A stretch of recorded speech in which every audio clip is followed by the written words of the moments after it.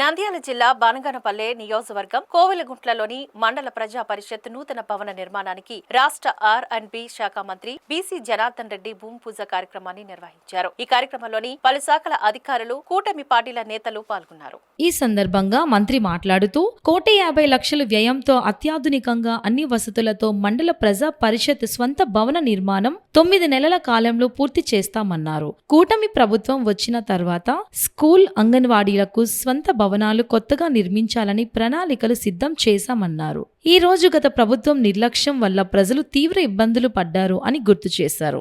Filter బెడ్లను కూడా తమ ప్రభుత్వ హయాంలోనే మారుస్తున్నామని స్పష్టం చేశారు. వాటర్ ట్యాంకు దగ్గర జింగిల్స్ క్లియర్ చేయడం జరిగిందని మంత్రి పేర్కొన్నారు.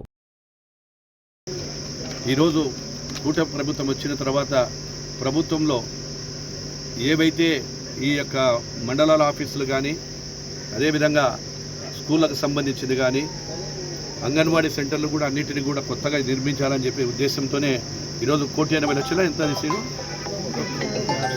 ఇప్పుడు బిల్డింగ్ 1,50,00,000తో అత్యాధునికంగా అన్ని వసతులు ఉండే విధంగా కంపల్సరీగా 9 నెలల కాలంలో చేస్తాము.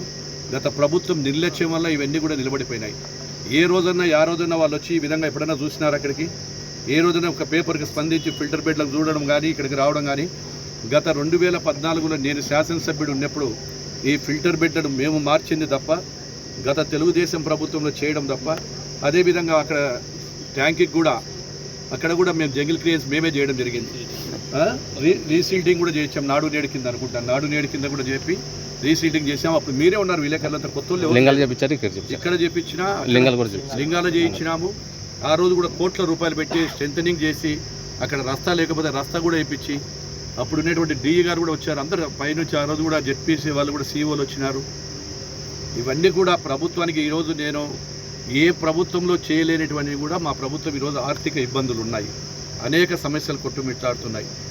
ఏది ఉండే కానీ కూడా కోయిలకుంట్ల పట్టణంలో ఆ రోజు మా కూటమి ప్రభుత్వంలో ప్రజలు పట్టం కట్టారు కాబట్టి ఏది ఉండే మా మీద నమ్మకాన్ని కోయిలకుంట్ల గ్రామ ప్రజలకు ఖచ్చితంగా ఏ ఇబ్బంది వచ్చినా అట్లా రహదారులు కావచ్చు, గ్రామీణ వీరు కూడా కావచ్చు. ఇప్పటికే అక్కడ మన ముదిగేడు దగ్గర ఉండేటువంటి టన్నిక్ దగ్గర కూడా అధికారులకు ఆదేశం ఇవ్వడం జరిగింది. ఆ నీళ్ళన్నీ కూడా కరాసుబాటి సర్కిల్లోకి పోయే కాడ బాటిల్ ఆ రోజు ఏం చేశారు? వాళ్ళు మోరి కట్టేశారు, నీళ్ళు వదిలేరు. ఆ నీళ్ళు ఎక్కడి నుంచి ఎక్కడికి పోవాలనేటువంటి కామన్ సెన్స్ కూడా లేదు. గత ప్రభుత్వంలో ఏం చేశారు? వాళ్ళు వైండనింగ్ చేసో లేకుండా ఆడ ఒకటి మోరి కడితేనే నీళ్ళు పోవు. దానికి ట్రైలెండ్కు తీసుకుపోవాల్సిన బాధ్యత ఉంది.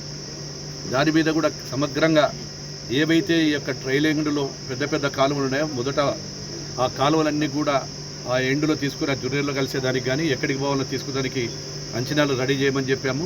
వాటిని కూడా దశల వారీగా కంప్లీట్ చేసుకుంటూ పోతాము.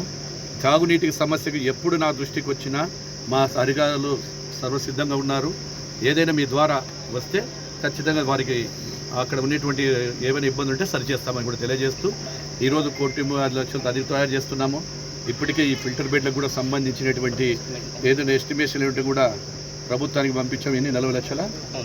ఈ 40 లక్షలు కూడా తొందరగా తీసుకొచ్చి వాటిని కూడా చేస్తాము. వీటన్నిటిని కూడా తీసుకొని ఈ యొక్క ప్రజలకు ఆరోగ్యవంతమైన మంచినీళ్ళు ఇవ్వడం ఉంది. ఇప్పటికే గతంలో ఎప్పుడు కూడా గత ప్రభుత్వంలో వాటర్ ప్లాంట్లను మెమరీస్ మార్చేవాళ్ళు కాదు. ఊక కొలాయిలో నీళ్ళు ఎట్లా వస్తున్నాయో అదేవిధంగా వచ్చేటివి. ఈరోజు కూడా టెస్టింగ్ పెట్టించిన నేను ఏవైతే నీళ్ళు ఉన్నాయో తాగి ఆ టెస్టింగ్ కూడా తీసుకొని ఆ టెస్టింగ్ ద్వారా ఉండేటువంటి నీళ్ళని అన్నిటినీ మళ్ళీ ఎక్కడైనా మెమరీస్ మార్చాలంటే అవసరమైతే ప్రభుత్వం దగ్గర కానీ, గ్రామ పంచాయతీ దగ్గర వాళ్ళది కాకపోతే అవసరమైతే నా సొంత నిధులు ఇచ్చినా సరే ఈ యొక్క ప్రజలకు ఆరోగ్యంగా మంచి నీటిని మాత్రం స్వచ్ఛమైన నీటిని అందిస్తా అని చెప్పి తెలియజేస్తా ఉన్నాను.